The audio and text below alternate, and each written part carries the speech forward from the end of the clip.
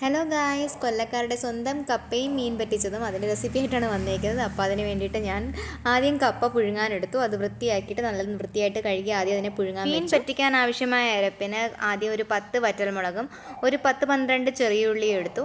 ആദ്യം വറ്റൽമുളക് നന്നായിട്ട് ക്രഷ് ചെയ്ത് വെച്ചു. ചെറിയ ഉള്ളി ചെറുതായിട്ടൊന്ന് ചതച്ച് വെച്ചു. പിന്നെ 1 ടീസ്പൂൺ കുരുമുളക് പൊടിയും 1/4 ടീസ്പൂൺ മഞ്ഞൾപ്പൊടിയും ആവശ്യത്തിനുള്ള ഉപ്പും എടുത്ത് വെച്ചു.